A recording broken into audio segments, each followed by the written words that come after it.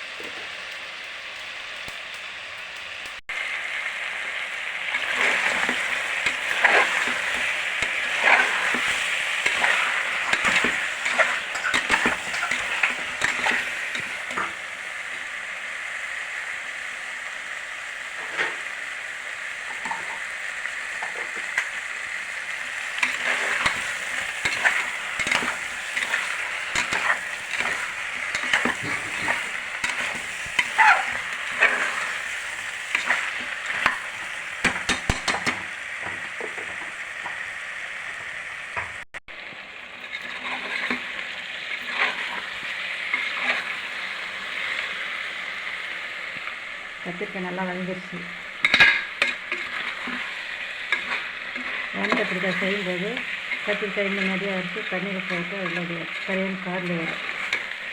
அதை எடுத்துட்டு ஊற்றிட்டு திருப்பி இன்னொரு தண்ணி ஊற்றி நல்லா கத்திரிக்காய் அடிச்சுட்டு பிடிச்சிக்குதான்னு பார்த்துட்டு அப்புறம் தண்ணியில் எடுத்து போட்டணும். அதை போட்டு இதுக்கு மசாலா வந்து தேங்காய், தக்காளி, இஞ்சி, பூண்டு எல்லாம் போட்டு மிக்சியில் கருக்கன்னு அரைச்சிடணும். உப்பெல்லாம் போட்டு மிளகாத்தூளெல்லாம் போட்டு அரைச்சிட்டு அந்த காயில் வச்சு மசாலா வச்சு கடுகு, கருவேப்பிலை, சோம்பு எல்லாம் போட்டு வதக்கி வெங்காயம், பெரிய வெங்காயம் போட்டு வதக்கி பச்சை மிளகாய் 2 போட்டு வதக்கி அப்புறம் காயை போட்டு வதக்கணும்.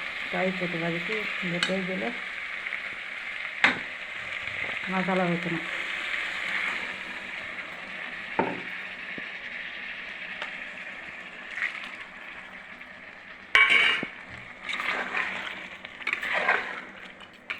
இது பானாவிலே அப்படியே அழுக்காக செய்யலாம். ஆனால் இது நேரம் ஆகிடுச்சு, குக்கரில் வைக்கலாம். ஒரு விசிலனா இல்லை 2 விசில் நான் விட்டால் வெந்துடும் காய். தயிர் பண்ணி வைக்கணும். சிக்கன் குழம்புக்கா, மட்டன் குழம்புக்கா, எண்ணெய் கத்திரிக்காய் குழம்புக்கு, குருமா குழம்புக்கு இப்படி தயிர் கொஞ்சம் ஊற்றி செய்யுங்க, நல்லாயிருக்கும்.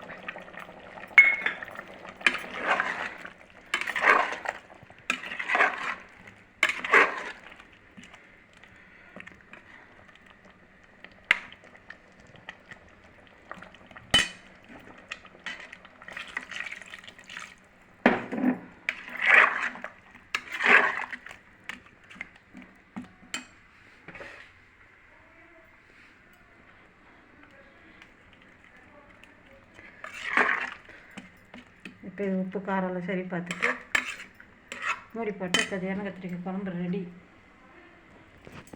மீதி சார்ஸில் பாருங்கள். பாய் பாய், see you, தேங்க்யூ மக்களை. லைக் பண்ணுங்கள், சப்ஸ்கிரைப் பண்ணுங்கள், கமெண்ட் பண்ணுங்கள். கமெண்டே பண்ண மாட்டேங்க. நான் ஞாயிற்றுக்கிழமை வீடியோவில் அப்படியே இருக்குது போடுறேன்.